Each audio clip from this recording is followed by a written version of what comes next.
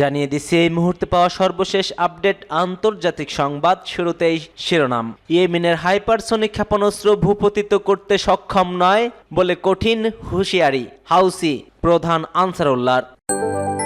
জানিয়ে দেব, ইউক্রেনে জনবহুল আবাসন এলাকায় আশ্রয় পড়ল রুশ বোমা, মৃত 13, পাল্টা মার কিয়েভের। এদিকে পণবন্দীদের না ছাড়লে মধ্যপ্রাচ্যে নরক নেমে আসবে বলে কঠিন হুঙ্কার ও হুঁশিয়ারি ট্রাম্পের। একই সঙ্গে জানিয়ে দিচ্ছি, সিরিয়ার কোনো অংশ দখলে নেওয়ার ইচ্ছা নেই তুরস্কের, বলছেন পররাষ্ট্রমন্ত্রী। সর্বশেষ থাকছে, যুদ্ধবিরতির শর্তে 34 ইসরায়েলি জিম্মিকে মুক্তি দেবে হামাস। এতক্ষণ শুনছিলেন সংবাদ শিরোনাম, এবার বিস্তারিত। তবে তার আগে কে কোথা থেকে আমাদের ভিডিওটি দেখছেন ও শুনছেন জানিয়ে দিন কমেন্ট সেকশনে। একই সঙ্গে কমেন্ট করে জানিয়ে দিন আপনার মূল্যবান মতামতটি। আর ভিডিওটি যদি ভালো লাগে অবশ্যই একটি লাইক করবেন, পরবর্তী আপডেট পেতে চ্যানেলটিকে সাবস্ক্রাইব করবেন এবং সম্পূর্ণ ভিডিও দেখার অনুরোধ রইল। ইয়েমেনের হাউসি আনসারুল্লাহ আন্দোলনের নেতা আবদুল্লাহ মালিক আল হাউসি ইসরায়েলের বিরুদ্ধে তার দেশের সশস্ত্র বাহিনীর সাম্প্রতিক হামলার ভূয়সী প্রশংসা করেছেন। তিনি বলছেন, এসব হামলায় প্রমাণিত হয় যে ইসরায়েলের পক্ষে ইয়েমেনের হাইপারসনিক বা শব্দের চেয়ে দ্রুতগামী ক্ষেপণাস্ত্র শনাক্ত বা গুলি করে ভূপতিত করা সম্ভব নয়। তিনি বলছেন, এসব হামলায় প্রমাণিত হচ্ছে আমরা কতটা শক্তিশালী। জাতির উদ্দেশ্যে টেলিভিশন সম্প্রচারিত এক ভাষণে এ মন্তব্য করেন তিনি আরো বলছেন, এই ব্যর্থতার ঘটনায় আত্মরক্ষার ক্ষেত্রে ইসরায়েলের বিশাল ও উল্লেখযোগ্য অক্ষমতা প্রকাশ হয়েছে। আব্দুল মালিক আল হাউসি বলছেন, ইয়েমেনের সশস্ত্র বাহিনী বহুবার ইসরায়েলের গভীর অভ্যন্তরে এই দখলদার শক্তির সামরিক স্থাপনা লক্ষ্য করে সফল হামলা চালিয়েছে। তিনি আরো বলেন, গাজা উপত্যকায় ইহুদিবাদী বাহিনীর ভয়াবহ গণহত্যার বিরুদ্ধে ইয়েমেন তেল আবিবের বিরুদ্ধে যে অভিযান চালাচ্ছে তাতে তেল আবিবের অর্থনৈতিক মারাত্মক ক্ষতি হয়েছে। তিনি আরো কঠিন গলায় বলছেন, হোয়াইট হাউস থেকে বিদায় নেওয়ার আগ মুহূর্তে জো বাইডেন নেতৃত্ব অধীন মার্কিন প্রশাসন ইসরায়েলের জন্য $800 কোটি যে সংযম, স্বাস্থ্য ও বিধি আয়ত্ত সাহায্যের প্যাকেজ ঘোষণা করেছে তার তীব্র নিন্দা জানান হাউসি। তিনি বলেন, ইহুদিবাদী সরকার এসব অস্ত্র গাজার নারী ও শিশুদের হত্যার কাজে ব্যবহার করবে। ইউক্রেনের জনবহুল আবাসন এলাকায় আশ্রয় পড়ল রুশ বোমা, মৃত 13, পাল্টা মার দিয়েছে কিয়েভ। ইউক্রেনের জনবহুল আবাসন এলাকায় আশ্রয় পড়েছে একের পর এক রুশ বোমা। এই হামলায় মৃত্যু হয়েছে 13 জনের, আহতের সংখ্যা বহু। শহরের আকাশপথে আক্রমণ শানায় রুশ ফৌজ, সেখানকার একাধিক আবাসন ধ্বংস স্তূপে পরিণত হয়েছে, কিন্তু পাল্টা মার দিতে ছাড়েননি কিয়েভও। রাশিয়ার জ্বালানি কেন্দ্রে আঘাত হেনেছে ইউক্রেনের সেনারা।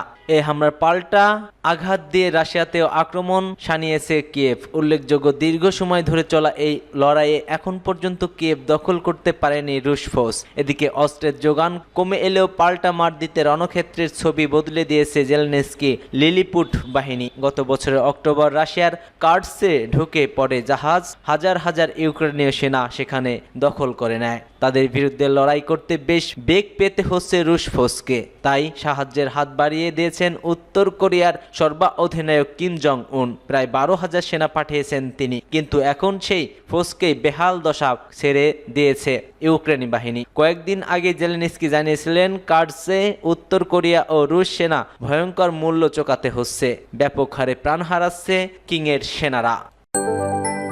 পণবন্দীদের না ছাড়লে মধ্যপ্রাচ্যে নরক নেমে আসবে, হামাসকে কঠিন হুঁশিয়ারি ট্রাম্পের। লড়াই না থামা পর্যন্ত ইসরায়েলের কোনো পণবন্দীকে ছাড়তে রাজি নয় বলে জানিয়েছে হামাস। যদিও সম্প্রতি তারা জানিয়েছে 34 জন পণবন্দীকে ছাড়া হবে, কিন্তু ইসরায়েলের প্রধানমন্ত্রী নেতানিয়াহুর দাবি তারা এই বিষয়ে নিশ্চিত করে কিছু জানাননি।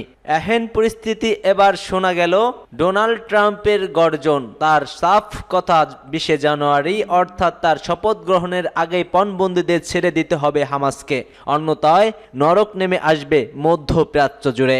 ফ্লোরিডায় এক সংবাদ সম্মেলনে ট্রাম্প বলতে শোনা যায়, যদি পণবন্দীদের না ফেরানো হয় নরক নেমে আসবে।